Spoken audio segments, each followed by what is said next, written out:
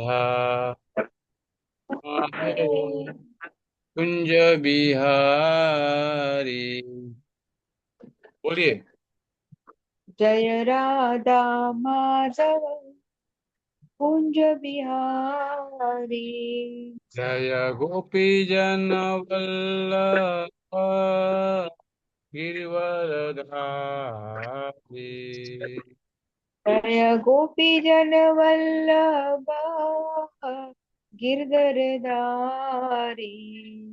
यशोदानंदन व्रज जन रंजना।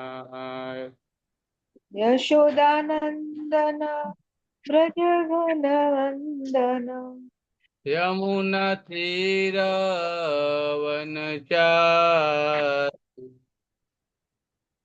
यमुना तीर वलचारी। जय राधा माधव कुंज बिहारी।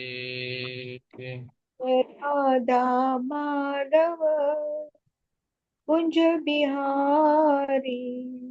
हरे कृष्णा हरे कृष्णा कृष्णा कृष्णा हरे हरे हरे राम हरे हरे राम राम राम राम हरे हरे। हरे बोलिए। हरे। हरे हरे कृष्णा हरे कृष्णा कृष्ण कृष्ण हरे हरे।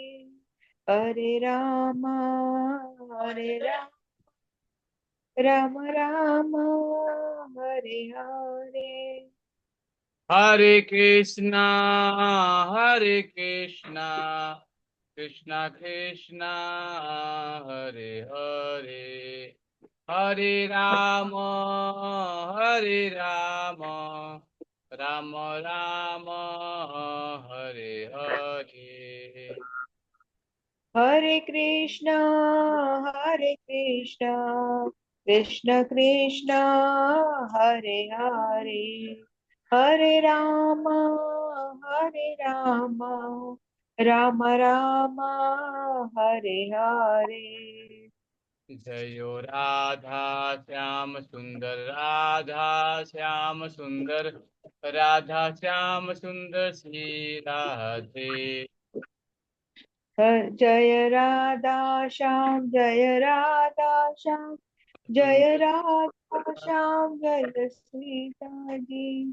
जयो जगन्नाथ जयो जगन्नाथ बलदेव जय सुभद्रा। जय जगन्नाथ जय जगन्नाथ जय बलदेव जय सुभद्रा। जय गौरा निताय जय गौरा निताय गौरा निताय जय गौरा निताय। जय जय गौरनिताय जय गौरनिताय गौरनिताय जय गौ। गौरनिताय। जय जय प्रभुपाद प्रभुपाद प्रभुपाद जय शिल प्रभुपाद। जय जय प्रभुपाद पाद प्रभुपाद प्रभुपाद जय शिल प्रभुपाद। हरिनाम संकीर्तन यज्ञ की जय शिल जय प्रभुपाद की जय। जय। जय। हाय गौर प्रेमानंदे हरि हरि हरि बोल। हरि बोल। हरे कृष्णा। तो सभी भक्तों का स्वागत है ऑनलाइन भगवत क्लास में।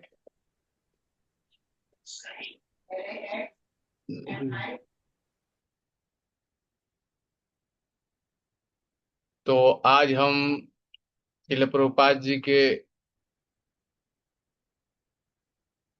द्वारा बताया गया एक कोटेशन पढ़ेंगे।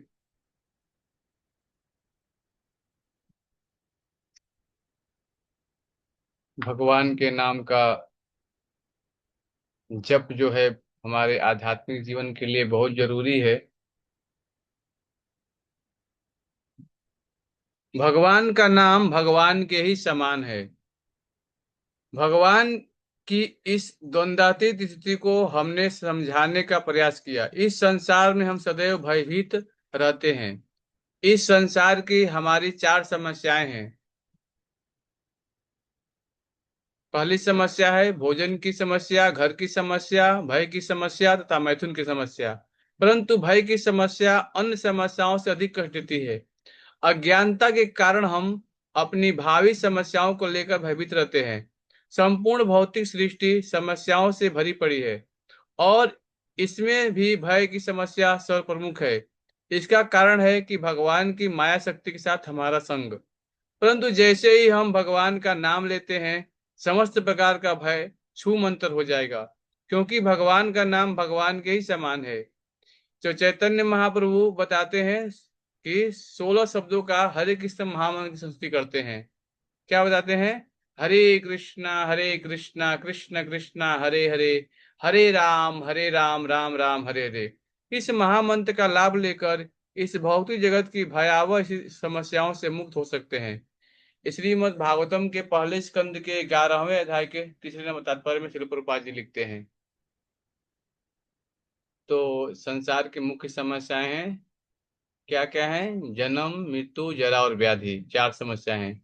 लेकिन एक चीज बहुत महत्वपूर्ण है, और कोई व्यक्ति भगवान के नाम का जप करता है या भगवान का नाम लेता है तो सारे दोषों से मुक्त हो जाएगा।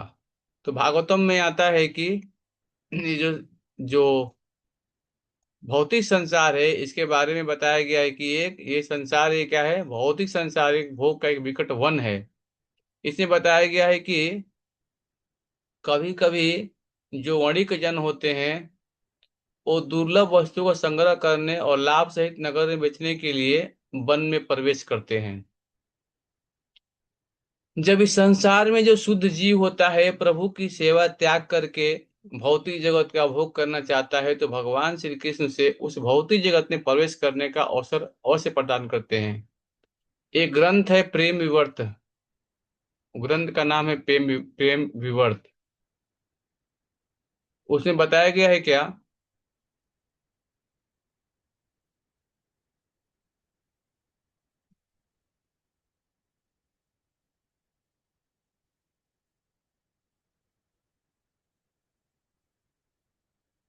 कृष्ण कृष्ण बहिर्मुख हैया भोग वांछा करे, इस कारण शुद्ध जीवात्मा भौतिक जगत में गिर जाता है और भौतिक प्रकृति के तीनों गुणों में के प्रभाव में आकर के जीवात्मा विभिन्न योनियों में भिन्न भिन्न प्रकार को प्राप्त करता है।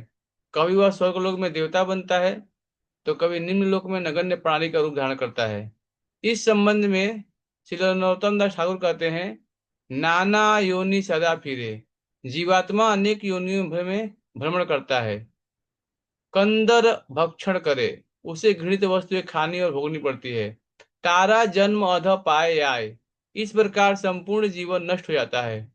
सर्वदमा सर्वदयामय वैष्णव की शरण लिए बिना बद्ध जीव माया के चंगुल से नहीं छूट पाता। जैसा कि श्रीमद् भागवत में कहा गया है, मन सहष्टानि प्रकृति स्थानी कर सकती। जीवात्मा अपने मन तथा पांच ज्ञानेंद्रियों द्वारा भौतिक जीवन प्रारंभ करता है और इन्हीं के बल पर वह अपने स्थिति के लिए इस भौतिक जगत में संघर्ष करता है। तो यहाँ पे चर्चा हो रही है श्रीमद् भागवतम के जो ग्रंथ है, श्रीमद् भागवतम जो ग्रंथ है वो यहाँ पे इसकी चर्चा हो रही है कि बताया गया है संसार में जो जीव है अनेक परिस्थितियों में सहते हुए बता रहे कि भगवान से क्या करते हैं, जब हम प्रकृति में प्रभु चेतन जाते हैं ये हमें भेजा जाता है।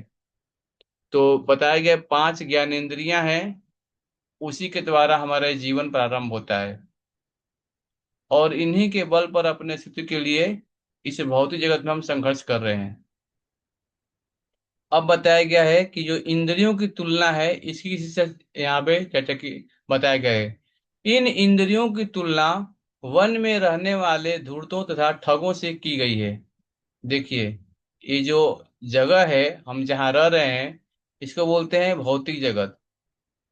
भौतिक जगत में जो जीव है बताया गया है कि अज्ञानता के कारण वो कर्म करता है।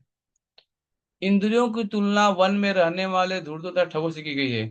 वे मनुष्य का आध्यात्मिक ज्ञान हर कर उसे अज्ञानता के जाल में डाल देती है। इस प्रकार इंद्रियां धूर्तों तथा ठगों के तुल्य हैं, जो इसके आध्यात्मिक ज्ञान को लूट लेती है। तो बताया गया है संसार में जो जीव है अज्ञानता में वो कार्य करता है, क्योंकि आंख, कान, नाक, जीवा, त्वचा, ये 5 इंद्रियां हैं, वो पांचों दिशाओं में जीव को खींचती है। हाँ, आंखें अलग रूप की तरफ खींचता है, कान है हमारा शब्द की तरफ खींचता है प्रत्येक जीव को। हाँ, और जीवा है रस ढूंढती है, हाथ है स्पर्श ढूंढता है। तो इसीलिए बताया गया है कि ये आध्यात्मिक ज्ञान को इंद्रियां क्या लूट लेती हैं। और इसके अतिरिक्त सारे कुटुंबी, पत्नी, संतानें वन के खूंखार पशुओं के तुल्य हैं। इस भयानक पशुओं का काम है मनुष्यों का मांस भक्षण करना। जीवात्मा इन श्रृंगालों तथा लोमड़ियों को अपने ऊपर आक्रमण कर देता है। इस प्रकार उसका वास्तविक आध्यात्मिक जीवन समाप्त हो जाता है। भौतिक जीवन रूपी वन में प्रत्येक प्राणी मच्छरों की भांति विद्वेषी होता है। तो बताया गया इसका वास्तविक जो जगह है उसके बारे में बताया गया है, क्योंकि जो जीव है वो भूल गया है अपने आप को। पहला चीज बताया गया है, क्या बताया गया है?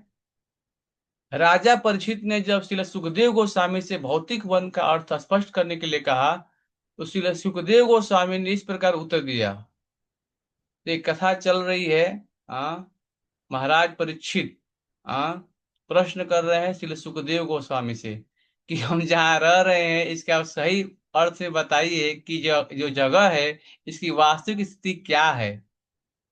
तो सुखदेव गोस्वामी बताते हैं, हे राजन, इस संसार में जो जीव है धन उपार्जन करने के लिए क्या करता है, कभी कभी लकड़ी और मिट्टी जैसे कुछ अल्प मूल्य वाली वस्तुएं बनाता है और बना करके उसे नगर में ले जाता है अच्छे मूल्य के बेचने के लिए, क्योंकि उसे इच्छा होती है कि धन प्राप्त होगा, ठीक है। और विक्रय करके आकांक्षा के वो जाता है वन में प्रवेश करता है। इसी प्रकार बद्ध जीव लोभवश कुछ भौतिक शुभ लाभ करने के लिए इच्छा से इस भौतिक जगत में प्रवेश करता है और धीरे धीरे वह वन के सघन भाग में प्रवेश करता है और वह यह नहीं जानता कि बाहर कैसे निकला। देखिए, हम सब भौतिक संसार में गिर गए, लेकिन बाहर कैसे निकले इसके लिए हमें कोई ज्ञान नहीं है, ना कोई आजकल स्कूल है जो कॉलेज हमें बताए। हाँ, कि जो आत्मा है ये शरीर में बंधा हुआ है, तो ये जो कोई ज्ञान देने वाला नहीं है। इसलिए बता रहे हैं यहाँ पे सुखदेव गोस्वामी महाराज परीक्षित को बोल रहे हैं कि संसार में जो जीव है धीरे धीरे वो वन के सघन में प्रवेश करता है, लेकिन वो यह नहीं जानता कि बाहर कैसे निकले।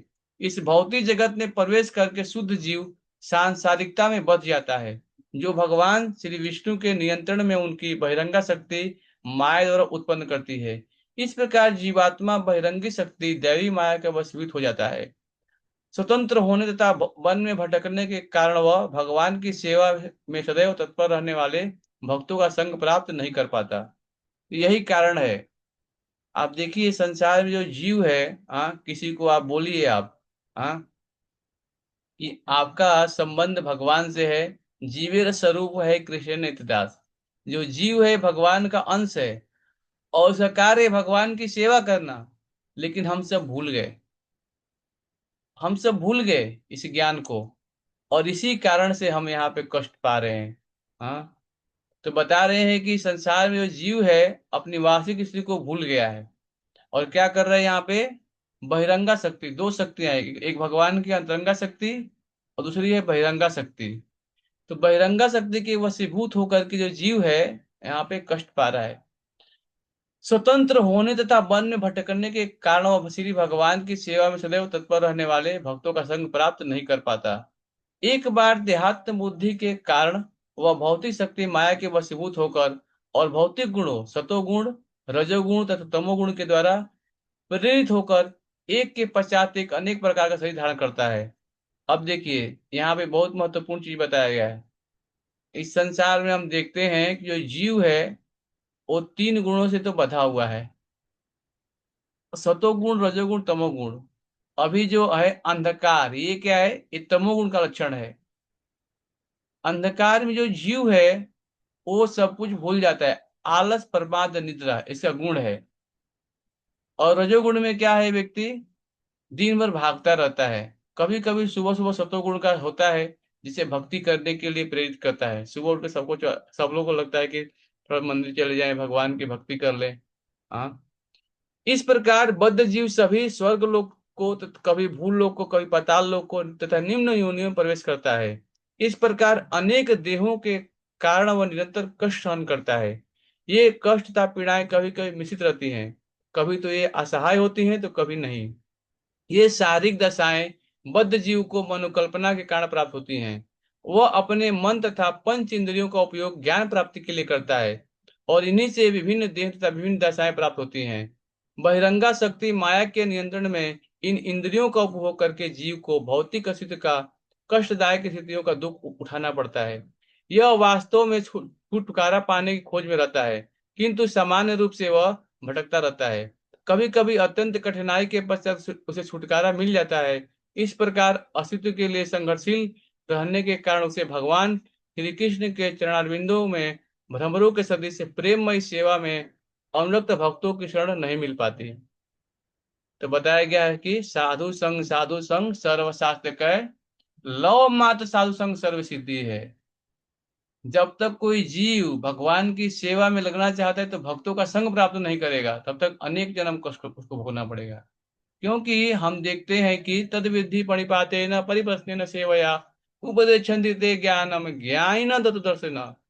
भगवान गीता में बोलते हैं तुम गुरु के पास जा करके, हाँ, उनसे विनीत पूर्वक सुनो, उनकी सेवा करो, वो तुम्हें ज्ञान प्रदान करेंगे। और हम देखते हैं कि भगवान हर युग में आते हैं, वो भी गुरु ग्रहण करते हैं और उनसे शिक्षा लेते हैं। हाँ, सांदीपनि मुनि के आश्रम में गए भगवान, और वहां भी शिक्षा लिया उन्होंने। हाँ, भगवान रामचंद्र आते हैं तो वो भी शिक्षा लेते हैं। हम देखते हैं कि हर युग में आके भगवान, और शिला प्रभुपाद जैसे हमें देखते हैं कि आचार्य मिले, जो एक एक भागवतम के एक श्लोक का मीनिंग, अनुवाद, तात्पर्य लिख के दिए। हम भगवत गीता के श्लोक पढ़ते थे लेकिन हमें कुछ समझ में नहीं आता था, क्यों? क्योंकि संस्कृत में है, और उसका संस्कृत पढ़ के मैं खुद गोरखपुर का रहने वाला हूँ, और गोरखपुर की गीता में पास में रखता भी था, लेकिन श्लोक पढ़ के थोड़ा हवा भी नहीं लगता था भगवान कहना क्या चाहते हैं। लेकिन जैसे ही मैंने शिल प्रभुपाद जी की पुस्तक हाथ में लिया और पुस्तक को पढ़ना चालू किया, देखिए श्लोक, उसका श्लोक का एक एक अनुवाद का मीनिंग, फिर अनुवाद, फिर जब तात्पर्य पढ़ना चालू किया मैंने, तब हमें मालूम चला हर एक प्रश्नों का मेरे उत्तर उसमें मिलने लगा। मैं बचपन से ही अनेक प्रकार के प्रश्नों को उत्तर ढूंढ रहा था, लेकिन हम देखते हैं कि जब तात्पर्य पढ़ते हैं तब हमें मालूम चलता है कि हमारी वास्तविक स्थिति है क्या इस संसार में। मैं इस संसार में इतना दुख क्यों झेल रहा हूँ? हाँ, क्यों ना चाहते हुए हमारे जीवन में कष्ट आता है, दुख आता है। तो हम देखते हैं, तात्पर्य पढ़ते हैं, तब मालूम चलता है चीजें। इसलिए यहाँ पे महाराज परीक्षित प्रश्न पूछ रहे हैं, हाँ, और सुखदेव गोस्वामी उसका उत्तर दे रहे हैं। हाँ, तो इस संसार की जो वास्तविक स्थिति है यहाँ पे चर्चा हो रही है। इस श्लोक में सबसे महत्वपूर्ण सूचना क्या है? हरि गुरु चरण अरविंद मधुकर अनुपदव्यम। इस भौतिक जगत में बद्ध जीव अपने कर्मवश भटकता रहता है, और कभी कभी अत्यंत कठिनाई के पश्चात इसे छूट पाता है। देखिए, हम जो भी कर्म कर रहे हैं ना, इसका एक कर्म फल बनता है। जो भी हम कर्म करें, ऐसा मत सोचिए कि आपने जो कर्म किया आपको देखने वाला कोई नहीं है। नहीं, भगवान, इस संसार में लोग अभी घर में कैमरे लगा रहे हैं, ठीक है, हाँ, सीसीटीवी कैमरे, लेकिन भगवान के कैमरे बहुत सूक्ष्म है। हाँ, हम इससे बच नहीं सकते। उनका कैमरा क्या है? सूर्य है, चंद्रमा है, हवा है, आठों दिशाएं हैं, हाँ, रात्रि है। तो हर एक भगवान के कैमरे हैं ये सब। इससे हम बच नहीं कर सकते। जो भी हम कर्म कर रहे हैं सब भगवान देख रहे हैं। परमात्मा रूप में वो तो हमारे हृदय में ही है। हाँ, तो इस संसार में, भौतिक जगत में बद्ध जीव अपने कर्मवश भटकता रहता है। कभी कभी अत्यंत कठिनाई के पश्चात इसे छूट पाता है। तात्पर्य यह है कि बद्ध जीव कभी सुखी नहीं रहता। अब एक चीज यहाँ पे प्रभुपाद जी बता रहे हैं कि बद्ध जीव कभी सुखी नहीं रहता है। इससे हमें क्या सीखना चाहिए? अगर मान लीजिए कोई चला जाए पुस्तकालय में, तो पुस्तकालय में जाएंगे तो क्या देखने को मिलेगा आपको? पुस्तकालय में, लाइब्रेरी में जाएंगे तो केवल पुस्तक ही मिलेगा पढ़ने के लिए ना आपको। हाँ, और चिकित्सालय में जाएंगे तो केवल रोगी व्यक्ति मिलेगा आपको चिकित्सालय में। हाँ, पुस्तकालय में जाएंगे तो पुस्तक मिलेगा आपको पढ़ने के लिए। इसी प्रकार भगवान ने स्टैंप लगा दिया यहाँ पे, दुखालयम अशाश्वतम, भगवान बोलते हैं गीता में। इसी प्रकार बताया कि बद्ध जीव कभी सुखी नहीं रहता, वह अपना अस्तित्व टिकाए रखने के लिए मात्र संघर्ष करता रहता है। वास्तव में उसका एकमात्र उद्देश्य है गुरु को स्वीकार करना और उनकी शरण में जाकर उन्हीं के माध्यम से श्री भगवान के चरणारविंद को स्वीकार करना।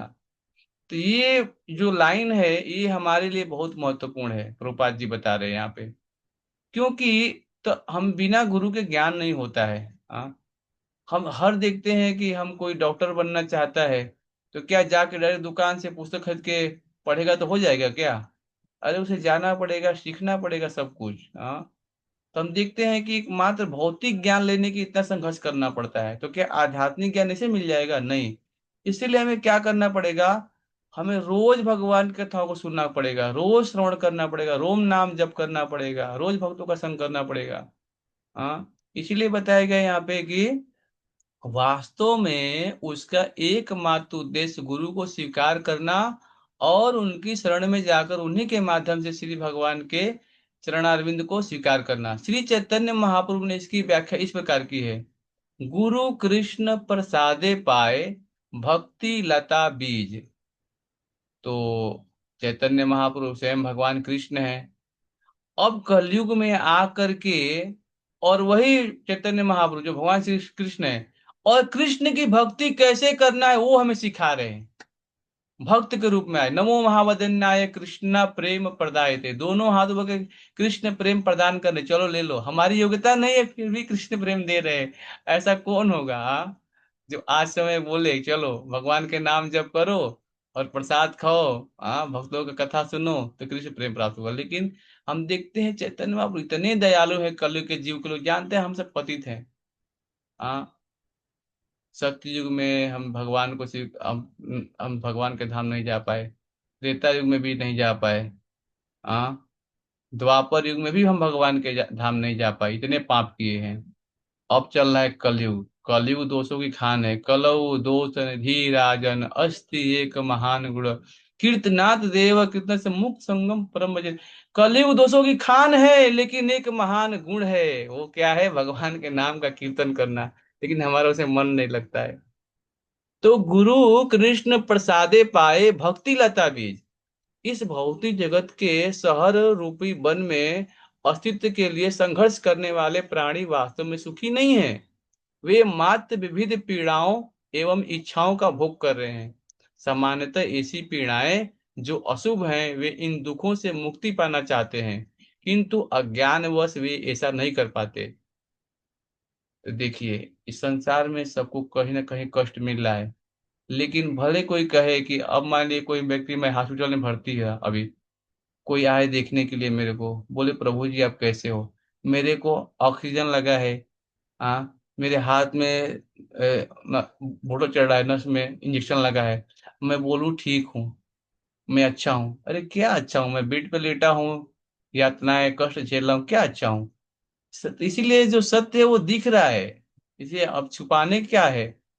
तो इस बताया गया इस भौतिक जगत के शहरों रूपी वन में अस्तित्व के लिए संघर्ष करने वाले प्राणी वास्तव में सुखी नहीं है, वे मात्र विविध पीड़ाओं एवं इच्छाओं का भोग कर रहे हैं।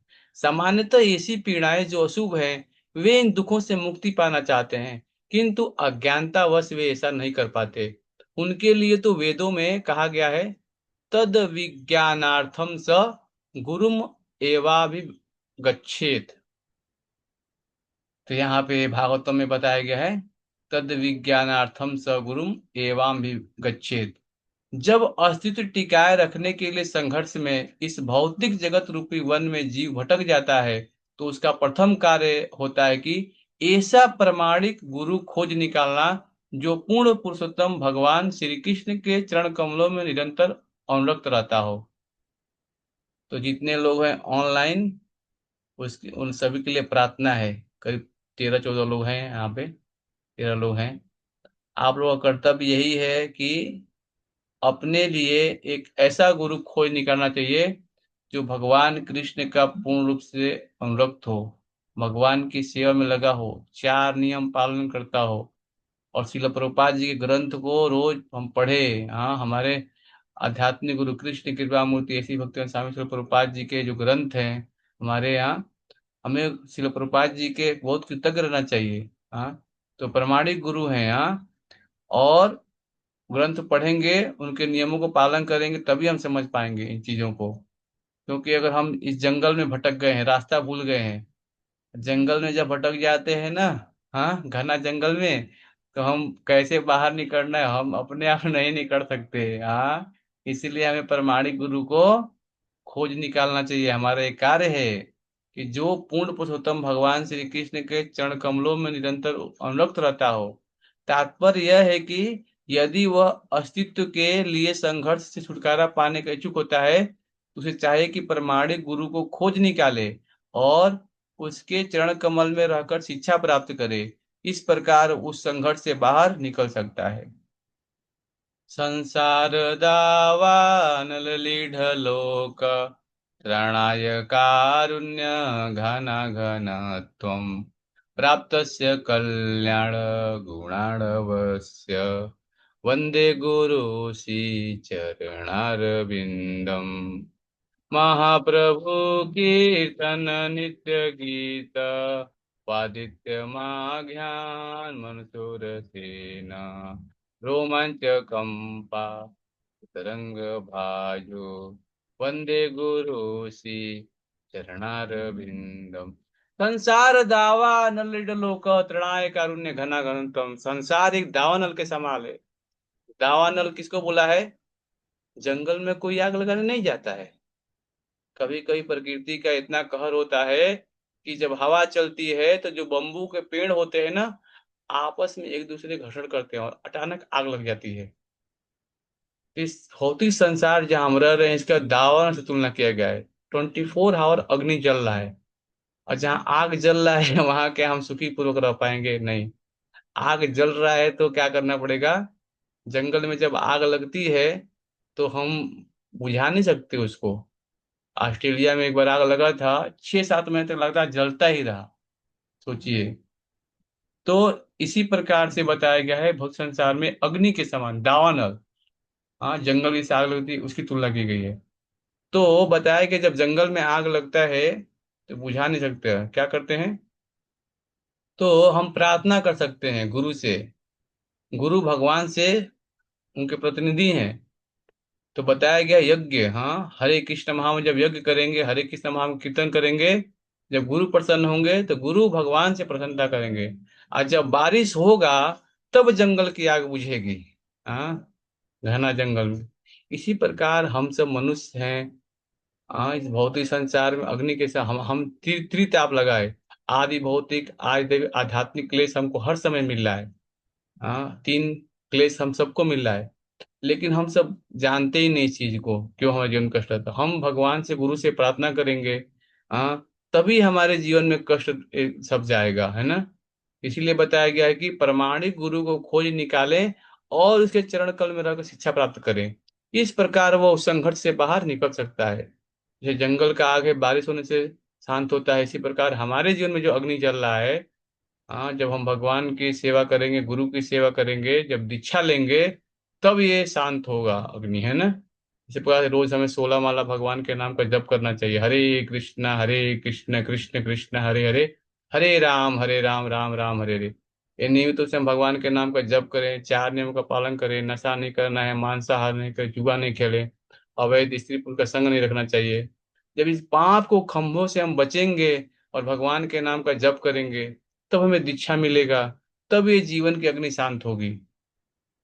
आगे बताया गया है कि चूंकि भौतिक जगत की तुलना यहाँ वन से की गई है, अतः यह तर्क दिया जा सकता है कि कलयुग में आधुनिक सभ्यता मुख्यतः नगरों में स्थित है, किंतु एक बड़ा नगर विशाल वन के तुल्य है। सच तो यह है कि नगर का जीवन वन में रहने की अपेक्षा अधिक खतरनाक होता है। यदि कोई व्यक्ति बिना किसी मित्र का आश्रय के किसी नगर में प्रवेश करता है, तो उसके लिए उस नगर में निवास करना वन में रहने से भी अधिक कठिन होता है। इस पृथ्वी पर अनेक अनेक बड़े बड़े नगर हैं, और जहां भी दृष्टि जाती है अहिर्निश जीवन संघर्ष छिड़ा दिखता है। लोग 70-80 मील की गति से मोटर कारों में इधर उधर निरंतर दौड़ते रहते हैं, जो जीवन संघर्ष का दृश्य उपस्थित करता है। उन्हें भोर से में ही शीघ्र उठकर मोटर में अत्यंत तेज गति से यात्रा करनी पड़ती है। इससे सतत दुर्घटना का भय बना रहता है। बहुत सावधानी बरतनी पड़ती है। अपने वाहन में भी मनुष्य अनेक अनेक दुश्चिंताओं से घिरा रहता है तथा उसका संघर्ष कदापि मंगलकारी नहीं होता। मनुष्य के अतिरिक्त बिल्लियों तथा कुत्तों जैसी योनियां भी अपने अस्तित्व के लिए अहर्निश कठिन संघर्ष करती हैं। इस प्रकार जीवन संघर्ष चलता रहता है और यह बद्ध जीव एक स्थिति से दूसरी स्थिति को प्राप्त होता है।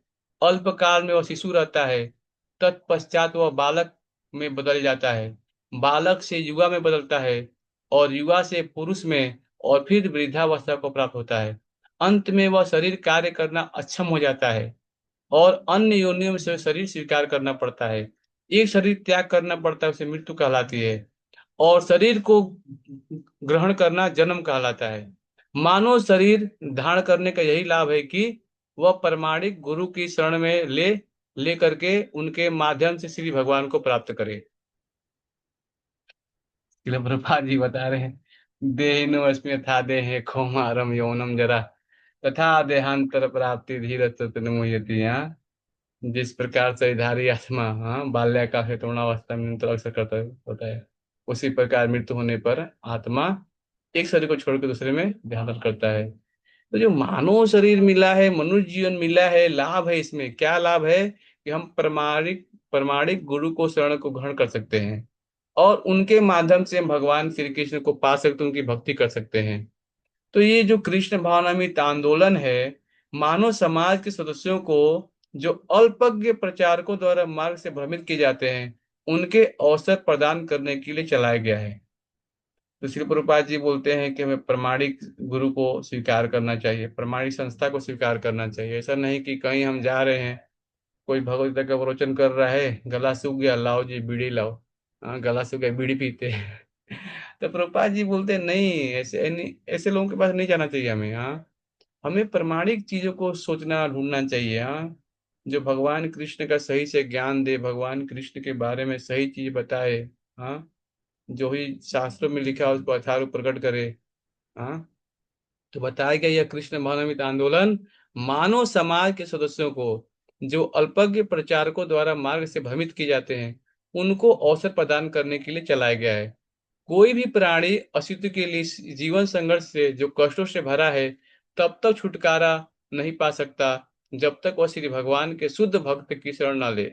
भौतिक प्रयासों तो एक हिस्से दूसरी में बदलते रहते हैं, किंतु वास्तव में किसी को इस जीवन संघर्ष से छुटकारा नहीं मिल पाता। इसका एकमात्र उपाय है प्रमाणिक गुरु के चरण कमल और उनके द्वारा श्री भगवान के चरण कमलों की शरण ग्रहण करना।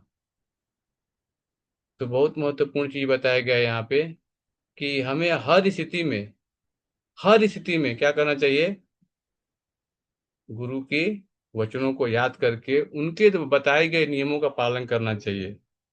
तो हम देखते हैं कि हमारे मंदिर में रोज मंगल आरती होता है, रोज मंगल आरती होता है, फिर गुरु पूजा होता है। हाँ, तो देखते हैं कि ये जो गान है, गुरु को प्रसन्न करने के लिए हमेशा ये गाया जाता है। हम्म, तो हमें क्या करना चाहिए, प्रमाणिक गुरु को खोज करके उनकी सेवा हमें करनी चाहिए रोज।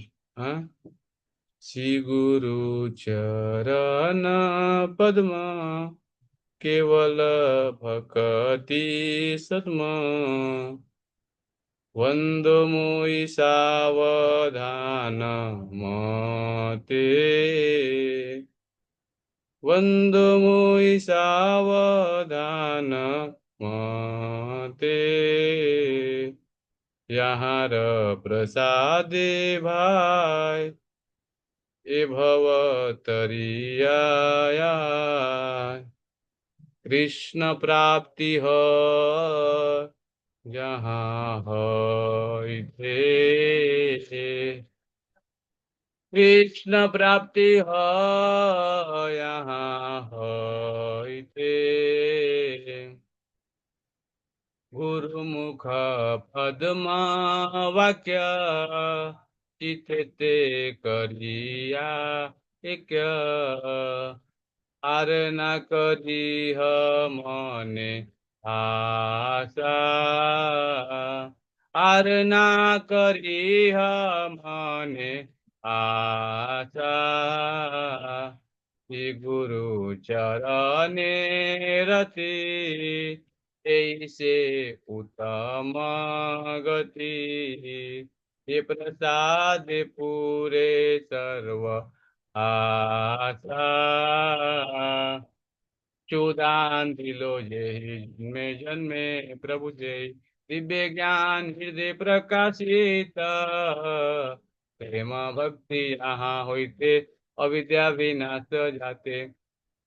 वेद गाय जहाँ रचरित, वेद गाय जहाँ रचरित, ये गुरु करुणा सिंधु अधम जन हर बंधु। लोके नाथ लोके रजीवाना, लोके नाथ लोके रजीवाना, महाप्रभु करो दया, देह मोरे पद छाया। ये बेजत सुख त्रिभुवाना, ये बेजत सुख त्रिभुवाना। जयो प्रभु पद, जयो प्रभु पद, प्रभुपाद जय प्रभुपाद, जय जय प्रभुपाद, प्रभुपाद, प्रभुपाद जय शिल प्रभुपाद। ऐसे में रोज गुरु पूजा करना चाहिए। क्यों? ओम अज्ञान तिमिरांधस्य ज्ञानांजन शलाकया। हम सब घोर अंधकार में पैदा हुए थे, और गुरु ने हमें क्या किया? अंधकार से हमें दृष्टि प्रदान किया। अंधकार से हमें मार्ग प्रदान किया। तो हमें गुरु को क्या करेंगे? नमस्कार करना चाहिए। श्री गुरु चरण पद्म केवल भक्ति सत्म, वंदो मुई सावधान मते। हमारे गुरुदेव आध्यात्मिक गुरु के चरण कमल ही एकमात्र साधन है जिनके द्वारा हम शुद्ध भक्ति प्राप्त कर सकते हैं। मैं उनके चरण कमलों में अत्यंत अत्यंत अत्यंत भक्ति एवं श्रद्धा पूर्वक नतमस्तक होता हूँ। हाँ, उनकी कृपा से जीव भौतिक क्लेशों के महासागर को पार कर सकता है तथा कृष्ण की कृपा प्राप्त कर सकता है। तो ये जो मैंने गाया है सॉन्ग, आप जाएंगे प्ले स्टोर में तो आपको लिखेंगे वैष्णव गीत, तो एक फाइल मिल जाएगा इस्कॉन का। वैष्णव सॉन्ग लिखेंगे प्ले स्टोर पे तो इस्कॉन का आपको मिल जाएगा ये। आगे मैंने पढ़ा, गुरु मुख पद्म वाक्य चिते ते करिया एक, आर ना करिह मन आशा। मेरी एकमात्र इच्छा है कि उनके मुख कमल से निकले हुए शब्दों द्वारा अपनी चेतना को शुद्ध करूं। श्री गुरु चरणे रति, यही से उत्तम गति, ये प्रसादे पूरे सर्वासा। उनके चरण कमलों में अनुराग ऐसी सिद्धि है जो समस्त मनोरथों को पूर्ण करती है। आगे बताते हैं, चक्षुदान दिलो ये जन्मे जन्मे प्रभु से, दिव्य ज्ञान हृदय प्रकाशित। क्या बताते हैं? वे मेरी बंद आंखों को खोलते हैं तथा मेरे हृदय में दिव्य ज्ञान भरते हैं। जन्म जन्मांतरों से वे मेरे प्रभु हैं। प्रेम भक्ति जहाँ होते, अविद्या विनाश जाते। वेद गाय जहाँ रचरित, वे मेरी बताते हैं कि क्या बोलते हैं गुरु, कि वे प्रेमा भक्ति प्रदान करते हैं हमें और अविद्या का नाश करते हैं। वैदिक शास्त्र उनके चरित्र का गान करते हैं। श्री गुरु करुणा सिंधु अधम जनार बंधु, लोके नाथ लोके रजीवन। हे गुरुदेव, हे करुणा सिंधु तथा पतित आत्माओं के मित्र, आप सबके गुरु एवं सभी लोगों के जीवन हैं। हे गुरुदेव, मुझ पर दया कीजिए तथा अपने चरण कमलों की छाया प्रदान कीजिए। आपका यश तीनों लोकों में फैला हुआ है। हाँ हाँ प्रभु करो दया, देह मोरे पद छाया, एवे जस घसु त्रिभुवना। तो रोज गुरु पूजा होता है मंदिर में, 7:15 पे दर्शन आरती, उसके बाद गुरु पूजा। मंदिर में आइए, आप लोग भाग लीजिए। ऐसे घर पे रोज गाना चाहिए। गुरु को दिन भर में 3 बार हमें प्रणाम करना चाहिए। और नमो विष्णु पदाय कृष्ण प्रेष्ठाय भूतले श्रीमते भक्ति वेदांत स्वामी नामने, नमस्ते सारस्वती देवी गौरवाणी पचाड़े निशून्यवादी पचाड़े। प्रभुपाद जी को मंत्र बोल के प्रणाम करें। भगवान कृष्ण को प्रणाम करना है तो हे कृष्ण करुणा सिंधु दीन बंधु जगतपते, गोपेश गोपिका कांत राधा कांत नमस्तुते। हाँ, मेरे पास एक बुक भी है, चाहिए किसी को तो मंदिर आके लेके जा सकते हैं। ये वैष्णव पदावली करके प्रणाम मंत्र की बुक भी है, इसमें सारे प्रणाम मंत्र लिखे गए हैं। हर अर्चा विग्रह के पीछे हमें क्या करना चाहिए? भगवान को बोल के प्रणाम करना चाहिए। हाँ, तभी हमारा जीवन सुखमय होगा।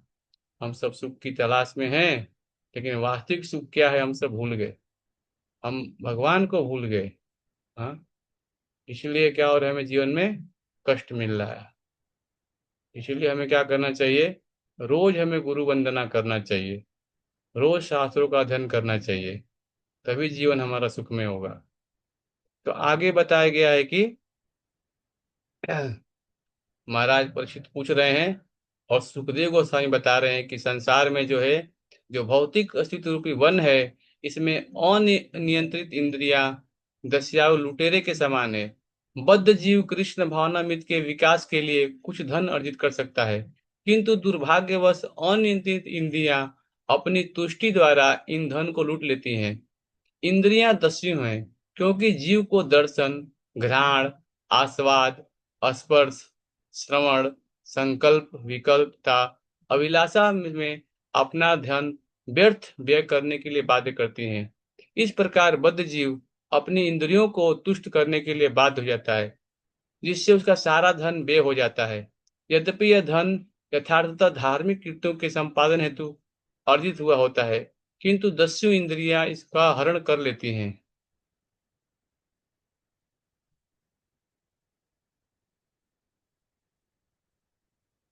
पूर्व जन्मार्जिता विद्या पूर्व जन्मार्जितम धनम अग्रे धावती धावती। वर्णाश्रम धर्म के नियमों का पालन करने पर मनुष्य को भौतिक जगत में उच्चतर पद प्राप्त होता है। वह धनी, विद्वान, सुंदर या उच्च कुलीन हो जाता है। जिस प्रकार किसी व्यक्ति के पास ये सभी संपत्तियां होती हैं, उसे यह समझना चाहिए कि ये कृष्ण भावनामृत के विकास के निर्मित है। दुर्भाग्यवश जब व्यक्ति मार्ग से भ्रमित हो जाता है, तो अपने उच्च पद का उपयोग इंद्रिय तृप्ति के लिए करता है। फलतः अनियंत्रित इंद्रियों को लुटेरे की संज्ञा दी जाती है। धार्मिक कृत्यों को संपन्न करने से मनुष्य को जो उच्च अवस्था स्थान प्राप्त होता है, वह लुटेरी इंद्रियां द्वारा विनष्ट कर दिया जाता है। वर्णाश्रम धर्म के अंतर्गत धार्मिक सिद्धांतों का पालन करते हुए मनुष्य को सुविधाजनक पद प्राप्त होता है। वह अपनी संपत्ति का उपयोग सरलता पूर्वक कृष्ण भावनामृत के विकास में कर सकता है। मनुष्य को यह ध्यान रखना चाहिए कि इस भौतिक जगत में जो धन का अवसर प्राप्त होता है, उसे इंद्रिय तृप्ति में नष्ट न किया जाए। वे कृष्ण भावनामृत की उन्नति के लिए है। यह कृष्ण भावनामृत अभियान एक सुनिश्चित विधि के द्वारा व्यक्तियों को मन तथा 5 ज्ञानेंद्रियों पर संयम करना सिखाता है। मनुष्य को चाहिए कि वह थोड़ी तपस्या करे और भक्ति के नियमित जीवन के अतिरिक्त अन्य किसी बात पर धन को व्यय न करे। तो बहुत महत्वपूर्ण चीज श्रील प्रभुपाद जी बता रहे हैं। जो हमारी इंद्रियां हैं, ये हमें धोखा देती हैं और इसी से हमारे जीवन में कष्ट आता है। तो इन इंद्रियों का उपयोग भगवान की सेवा में करें। जैसे बताया गया है कि 5 इंद्रियां हैं, इसके 5 घोड़ों की तुलना की गई है। हाँ, मान लीजिए कोई रथ है, रथ में 5 घोड़े हैं। हाँ, और 5 घोड़े हैं, आप उसे बैठे हुए हैं। एक घोड़ा जा रहा है अलग दिशा में, दूसरा घोड़ा अलग दिशा में जा रहा है, तीसरा अलग दिशा में, चौथा अलग दिशा में। अब मेरा आपसे प्रश्न है, क्या आप रथ पे सही प्रकार से बैठ पाएंगे? बताइए। नहीं। नहीं बैठ पाएंगे। इसी प्रकार से हम ये शरीर एक रथ की भांति है। इसमें आत्मा जो है वो ड्राइवर है। हाँ, और बुद्धि जो है, हाँ, ये सारथी है। जो मन है, जो लगाम है, जो घोड़े के रस्सी को लगाम को पकड़ा हुआ है, कौन? बुद्धि।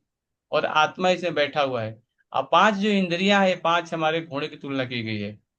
अगर हम चाहते हैं कि हमारा जो शरीर है, रथ है, सही दिशा में जाए, भगवान गुरु के बताए हुए रास्ते पे चले, तो क्या करना पड़ेगा? मन के लगाम को कस के पकड़ना पड़ेगा। कैसे? तो बुद्धि के द्वारा। और बुद्धि है वो कृष्ण भावना भावित बुद्धि होनी चाहिए हमारी, तभी जाके रथ सही चलेगा। अन्यथा क्या होगा? हम जीवन में कष्ट ही कष्ट पाएंगे। जैसे घोड़े हैं, हाँ, घोड़े को हम देखते हैं कि मन को लगाम कस के पकड़ता है जो चलाता है, और घोड़े की जो आगे ऐसे लगाते हैं कि घोड़ा सीधा ही चले एकदम, उसकी ध्यान इधर नहीं हो उधर नहीं हो, है ना। इसी प्रकार से जो जीवात्मा है, उसके बताया गया है कि गुरु के मार्गदर्शन में होना चाहिए, गुरु वैष्णव के, और भगवत में बताया गया शास्त्र को अंदर जीवन जीना चाहिए, तभी हमारा जीवन सुखमय होगा। कोई किसी का प्रश्न है तो माइक ऑन के पूछ सकते हैं, क्लास से संबंधित।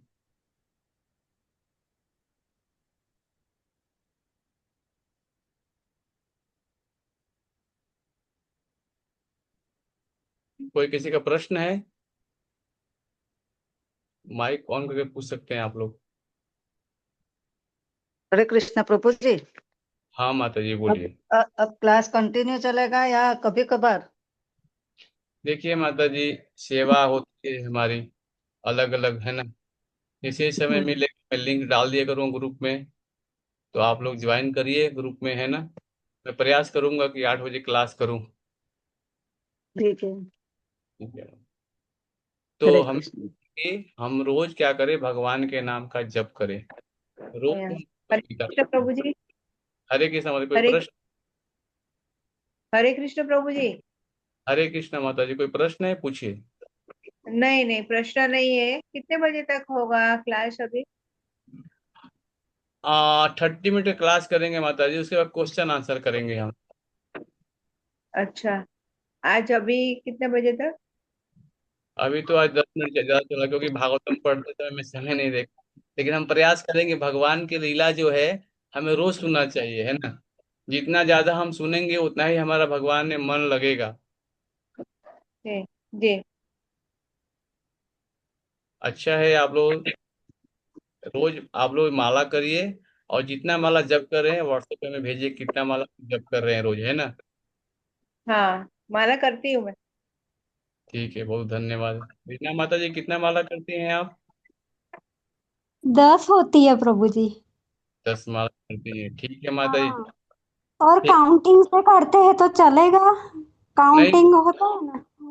माता जी, माला के ऊपर जप करना है वही काउंटिंग होगा, वो तो एक्स्ट्रा राउंड हो गया आपका। हाँ। ठीक है। हाँ ठीक है प्रभु जी। हाँ, समय मिले तो माला के ऊपर जप करना, माला के ऊपर जप करते हैं तो हमारा ध्यान केंद्रित होता है। सही है। और तुलसी महारानी को साथ में रख के जप करना है। सभी घर में तुलसी के पौधे हैं गमले में, तो एक कपड़ा लीजिए, हाँ तुलसी कल महारानी, किया था। और उसको बढ़िया से ढक करके तुलसी महारानी को पहनाइए कपड़े, और नाम जप करिए, तो हमारा भक्ति जन में मन लगेगा, है ना। मन इधर उधर जाएगा नहीं हमारा ना, तुलसी के महारानी को रख के जप करेंगे तो। कल किया था प्रभु जी। बहुत अच्छा है, बहुत अच्छा मतलब। और अल्टर में भी रख सकते हैं, भगवान के सामने भी रख सकते हैं, है ना। आरती हाँ, कर, मंदिर के पास। हाँ, तुलसी मुँह कुंडे के पास। हाँ, तुलसी। किसी किसी घर में तुलसी के पौधे हैं, गमले हैं, रोज सेवा करते हैं आप लोग। हमारे पास तो है। बाकी लोगों के घर में है तो तुलसी का गमला लीजिए, रखिए, माता जी के पास भी है। सबके घर में हरे तुलसी के पौधे होने चाहिए, है ना। उसको पानी डालिए, क्योंकि बताया गया है शास्त्रों में, तुलसी के गमले होते हैं, पौधे होते हैं, हम सेवा करते हैं तो भक्ति में हम जल्दी प्रगति करते हैं, क्योंकि भगवान को बहुत पौधे में। हरे कृष्णा प्रभु जी, दंडवत प्रणाम। हरे कृष्णा प्रभु।